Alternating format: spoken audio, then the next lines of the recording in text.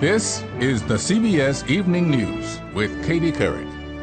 Good evening, everyone. They are two presidents leading a war against a common enemy, Mexican drug cartels. President Obama welcomed Mexico's President Felipe Calderon to the White House today, and Mr. Obama said the two countries are making progress against drug gangs. To combat the southbound flow of guns and money, we are screening all southbound rail cargo, seizing many more guns bound for Mexico, and we are putting more gun runners behind bars.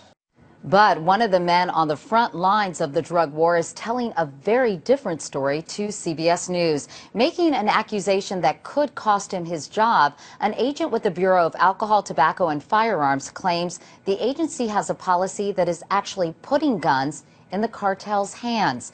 Here's investigative correspondent Cheryl Atkinson.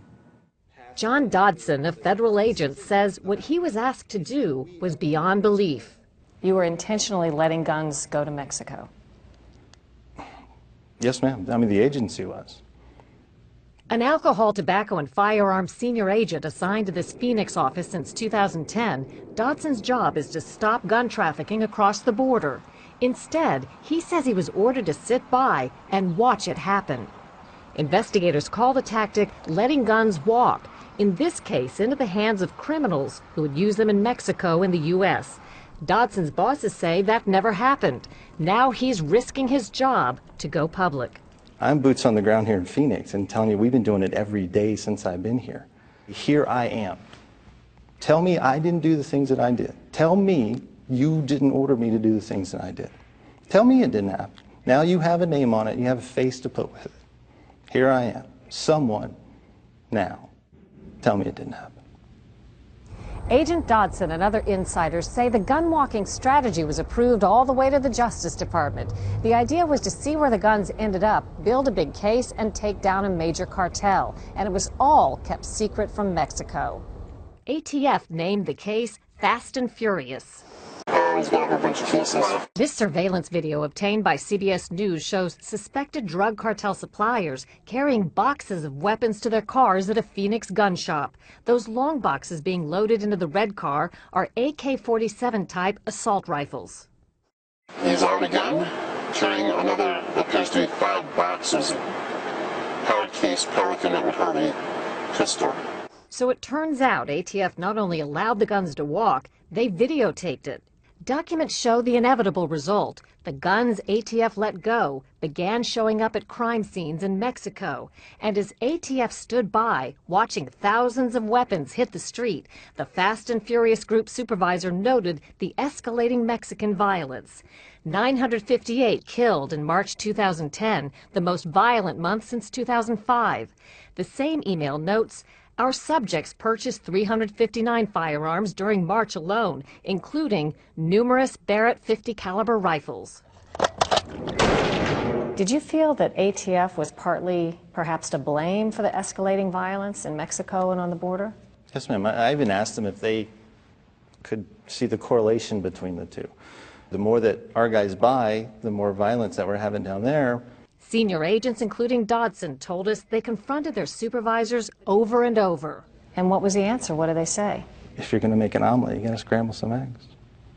There was so much opposition to the gun walking that an ATF supervisor issued this email noting a schism among the agents. Whether you care or not, people of rank and authority at headquarters are paying close attention to this case. We are doing what they envisioned. If you don't think this is fun, you're in the wrong line of work. Maybe the Maricopa County Jail is hiring detention officers, and you can get $30,000 to serve lunch to inmates. We just knew it wasn't going to end well. There's no way it could. Then, on December 14, 2010, Border Patrol agent Brian Terry was gunned down. Dodson got the bad news from a colleague. And they said, did you hear about the Border Patrol agent? And I said, yeah. And I said, well, you know, it was one of Fast and Furious guns. And there's really not much you can say after that. 2 assault rifles ATF had let walk nearly a year before, similar to these, were found at Terry's murder. I felt guilty. I mean, it's crushing. I don't know how to explain it. I mean, Dodson and a dozen other ATF sources have all told the same story to Senator Grassley, who's investigating. You've tried to get some answers from ATF. What's been the response? The response has been practically zilch, from the standpoint that documents we want, we have not gotten them, and I think it's a case of stonewalling. Dodson says he hopes that speaking out helps the family of Border Patrol agent Brian Terry. They haven't been told much of anything about his murder or where the bullet came from. First of all, I would tell him that I'm sorry. Second of all, I would tell him that I've done everything that I can for them to get the truth. After this, I don't know what else I can do, but I hope they get it. Dodson says they never did take down a drug cartel. However, he says thousands of fast and furious weapons are still out there and will be claiming victims on both sides of the border for years to come. Cheryl Atkinson, CBS News, Washington. Late today, the ATF said it will convene a panel to look into its national firearms trafficking strategy, but refused to comment specifically on Cheryl's report. For more of the ATF agent story, you can go to our website at cbsnews.com.